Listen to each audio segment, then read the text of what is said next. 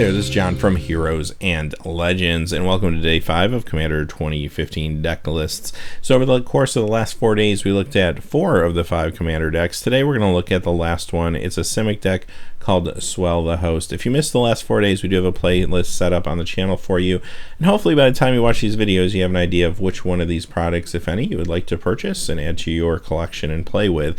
They come out, of course, this Friday. So having said that, this video is going to be very similar to the other 4. We're going to look at all the reprints that are in the deck list first. The card pictured you'll see is actually the last time that it was printed, to give you an idea of how long ago since the last reprint. Then we'll talk a little bit about the deck, and finally we'll look at the 15 new cards that are in this product, and that includes the commander that you see there on the front of the product.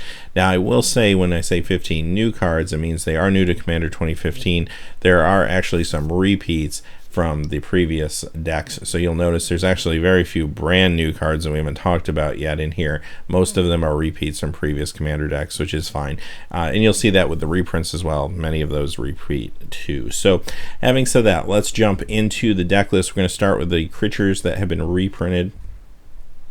We have Arbor Colossus, Bane of Progress, Caller of the Claw, Chameleon Colossus, Coiling Oracle, Cold-Eyed Selkie, Elvish Visionary, Eternal Witness, Experiment 1, Forgotten Ancient, Loaming Shaman, Lorescale Coddle, Muldrifter, Mystic Snake, Ninja of the Deep Hours, Noble Quarry, Oran Viper, Patagia Viper, Plax Manta, Prime Speaker Zagana, Sakura Tribe Elder, Solemn Simulacrum, Stinger Fling Spider,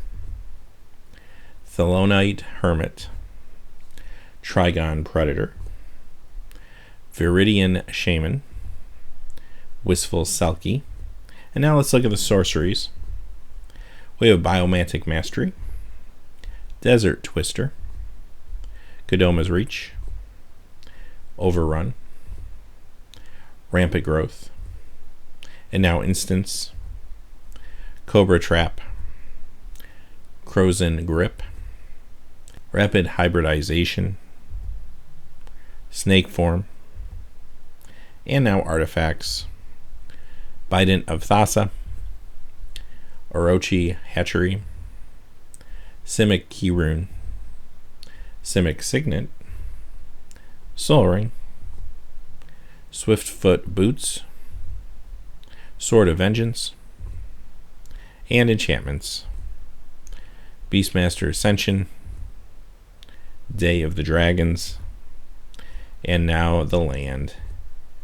Get a command tower, Evolving Wilds, High Market, Llanowar Reborn, Mosswort Bridge, Novigen Heart of Progress, Oran Reef of the Vastwood, Reliquary Tower, Simic Growth Chamber, Simic Guildgate, Terramorphic Expanse, Thornwood Falls, Vivid Creek, Vivid Grove, Zodic Cavern, and then our basics, we have 14 forests and 11 islands.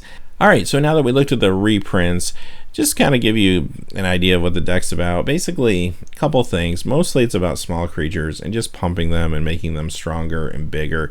Sometimes with counters, sometimes more of an instant speed or combat trick, but for the most part, the name Swell the Host pretty much means you've got small creatures, you're going to make them bigger. As far as sub-themes, there's a little bit of a snake sub-theme here. It seems to be, I don't want to say tribal snake, but there are some cards that snakes matter, and having a snake, it will be beneficial to you, and you'll definitely see that as we get into some of the newer cards. So let's take a look at what the new cards are that are included. This card is Arachnogenesis, and this is one of the cheapest versions of these You Better Not Attack Me spells that we've seen in the Commander 2015 decks. This is another just big blowout. This one only costs 3, which is pretty cool. Most of them cost upwards 5 or 6 mana, but this one is pretty awesome for 3 mana. I mean, just the fact that you get a fog for the most part, as long as no spiders are attacking you, but at the same time, now you can block with these new tokens. Your damage will go across, but the combat damage from the other creatures won't, so you'll be able to take something out more than likely, if not more than one thing. These tokens have reach, which can also affect flyers. A pretty awesome card, and it's just another good card that I think will find its way into other commander decks. These kind of blow out instant combat tricks that are printed in some of these decks are pretty awesome, and I'm sure we'll see play in numerous commander decks. Next we have a Brood Berth, a Viper, and here's a snake to kind of go along with the snake theme, but it's also a myriad card, so it's able to come across, do damage to multiple players, but more importantly, there's a lot of card draw in this deck, which you probably noticed when we saw the reprints. This is part of that card draw strategy. So I will say, you're drawing a lot of cards, there's a lot of cheap spells, which is I guess kind of the plan, to be able to draw a bunch of cards, put on your cheap creatures and make them bigger. So there's a lot of great synergy in this deck. It seems to work very quickly, and this is going to help you do that. Once you get this guy on the board, he costs 5, so he's a little more expensive, but you can attack in with them, hopefully attack an opponent that won't be able to kill him, and then even if there's some profitable token blocks, you might be drawing, even if it's just 2 cards off of this a turn, that's real good. Next we have Color of the Pack, and here's another Myriad card, and this is just a big creature. The deck kind of needs a big creature finisher that doesn't have any sort of synergies or contingent upon other things happening, and that's what this is. So if you draw this, you get an 8/6 Trampler that can attack multiple players.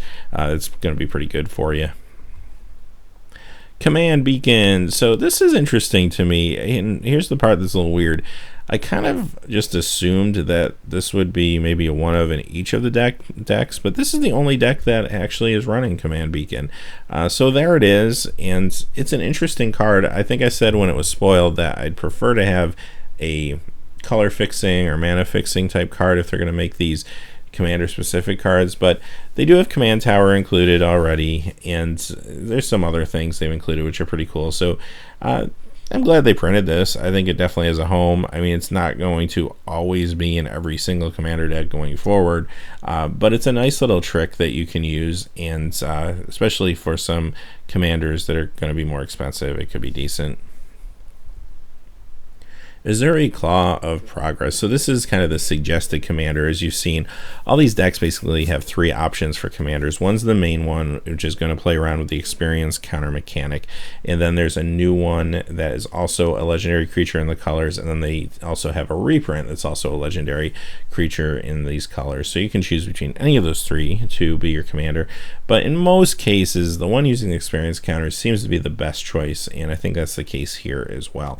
So this time you're going to get experience counters based on creatures power 2 or less entering the battlefield, so that includes tokens, not just casts, so that's pretty cool. And at the beginning of combat on your turn, you get to put X+1/+1 counters on target creature based on how many counters you have. So this is one of the key ways your smaller creatures are going to get bigger, is by having your commander in play in this example. So this can get pretty good, pretty out of control quick. It only costs 4 to cast, so that's not too bad at all. He's only 3/3, so he's a little fragile, and he's going to be open to destruction from like lightning bolts, stuff like that.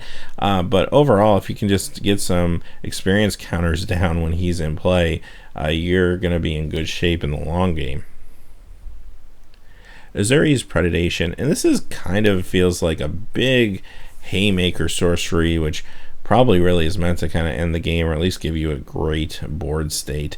So this is, sure, it's expensive, but it doesn't really matter, because by the time you play this, you're going to really come out on top of the board state in most cases. Now, if you have an opponent that has some big creatures out there, some big flyers or big creatures with trample or evasion, this becomes less good, but for the most part, this is going to still be very good and should leave you on top, especially if you play it at the right time. Great Oak Guardian. So here's just another one of those, hey, you better not attack me instance, and this one costs 6, so it's a little more expensive, but still, it's a great card. You get to flash a 4/5 with reach into play, and on top of that, you can untap any of your creatures, give them +2/+2, so you can really surprise your opponent. This can really lead to a blowout, especially if you have a bunch of tokens or something like that. This card can overwhelm if your opponent doesn't play around it. Illusory Ambusher, and we've seen this in another one of the decks, but same thing here. This kind of goes along with the drawing cards theme of this deck, which is pretty strong. But regardless, whether you're playing a drawing cards theme or not, this is just a great way to maybe get a combat trick in, surprise your opponent, take out a creature. But more importantly, you're going to get some decent card draw of this if they don't play around it. So again, another real strong instant that's going to let you just kind of blow out your opponent and really get some value out of a bad attack. Casito Orochi Arc Mage. So this is the other new legendary creature in the Simic colors. This is the card that kind of makes the snake theme a thing.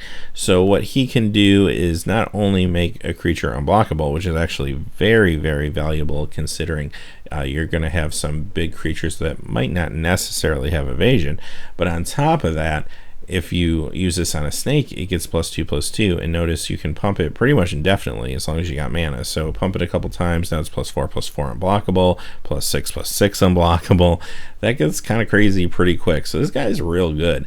Not a horrible choice for a secondary commander, especially if you maybe tweak the deck a little bit and maybe go out there and find some more snakes from Magic's history to put out there. I don't know if there's a lot more that have been printed, but there's a few. So who knows? You could kind of tweak the deck, make it more of a snake deck. But if that's the case, it's a very cheap alternative who's able to just get in there with some unblockable damage. Mirror Match. So here's yet another card that's going to really make your opponent think twice about attacking you. And it's pretty interesting. You're drawing a lot of cards in the early game, and you do have a lot of small creatures, but this deck isn't going to ramp up to big stuff as quickly as maybe some other decks. The Boros deck is probably going to be putting some big creatures out faster than you are. Now this deck left unchecked can throw out a lot of big creatures and can really do some damage, but in the early to mid game it does have a lot of these instants that are really going to make your opponent think twice before they attack you. Now the only downside is they do force you to leave a lot of your mana open a lot of the time because you need to hold on to the possibility to play a card like Mirror Match. But again, if your opponent tacks into it, it's going to be another absolute blowout. Next we have Skype Claw, and this goes really well with Casito, who we just looked at. So this is an artifact equipment, but it is a living weapon, so you get immediate value out of it. It gives the equipped creature +1/+1, and when it deals combat damage to a player, that player loses half his or her life rounded up. So of course, better the earlier you can get it across, obviously, but it can do some serious damage. And if it's unblockable with Casito, that's a pretty interesting combo, so that could be kind of fun. So there you have it. This is a pretty decent equipment card, and again, a little surprised that it's only showing up in this deck. It seems like it could have been maybe in at least one other deck. It is an artifact, shoot, it could have been in all 5, but they definitely held it back for this one. Skullwinder, and here's a Death Touch creature, which is always good to have some Death Touch to slow down the game. Like we mentioned before, you're going to need a little time to draw cards, kind of build your game plan, so having a Death Touch blocker is not a bad thing. But on top of that, you also get to play a little bit of a political game here. You get a free regrowth, and you get to give someone else a regrowth. So maybe you can make an ally by letting them regrow something out of their graveyard. Synthetic Destiny. So this is like a giant polymorph basically for your creatures. It's at instant speed, it costs 6, but you basically use it right before it's your turn, and then the creatures won't have summoning sickness, and hopefully you'll hit and get some big creatures. Now you'll notice, I don't know, this deck doesn't seem to have a whole bunch of huge creatures. I mean, there's a couple, so I'm kind of asking, I'm paying 6, what exactly am I digging for that I don't already have? So I don't know, this card, I think it's a good card, and this could be great in some other builds. I don't know if it's super great in this build, but it's not bad by any means, and it might just be a panic button type card. When you're in trouble, you might need to cast it and turn some tokens into hopefully something, but it just depends on your build. Now if you had more token generators in this becomes a better card.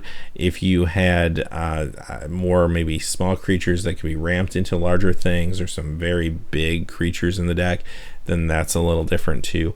So with a little tweaking, this card could become better in this deck. Overall, I think it's a very strong card though.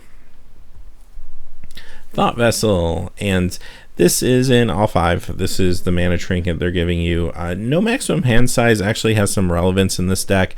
I'd say this and the Is It deck are the 2 that kind of want that clause more than any, just because you have tons of card drawing going on in this deck. Other than that, it's a mana trinket, which is great too. Verdant Confluence, so I've talked a lot about the confluences. I'll try to keep it short, but I love these cards. This one costs 6. It's a little more expensive than some of the others, but it also ramps you too. It does a lot of stuff, but I love these. Are amazing. I love the versatility they give you, and I like the fact that they costed them expensive enough to hopefully keep them out of Legacy, so they're not chase cards or people are going out trying to buy copies of these just for Legacy. But yeah, this is pretty awesome. This is a very strong commander card and a great cube card. So having said that, that's the last Commander 2015 deck to look at. Let me know in the comments below what you think about not only this deck, but the product in general. Personally, this deck I think is pretty cool. I think like the style of play more of the Is It deck and maybe the Boros deck. I found that one kind of interesting and different. So this one's cool though, definitely, and I really like what they did. I think they did a really fine job constructing some interesting decks that are very thoughtful, and I really like what they put together. The only one that's maybe feels a little stale is the Spirit deck, the Orzhov, and that's only because we just saw that Theme of Magic Origin, so it's kind of weird that it just came back in commander deck form, but it's fine. It's still a cool deck. So well, that's it for today. Thanks for watching. As always, please remember to like and subscribe, and have a great day. Hey, thanks as always for watching. This video, like all my videos, was made possible by the generous support of viewers like you on Patreon. Even a donation of $1 helps me to keep growing this community and creating better quality videos for all of you. Check out our Patreon page for exclusive giveaways and future goals for the channel. If you haven't had a chance yet to subscribe, hit that subscribe button so you don't miss any of the MTG news, spoilers, set reviews, product openings, or finance videos on Heroes and Legends. Talk to you again soon, and have a good day.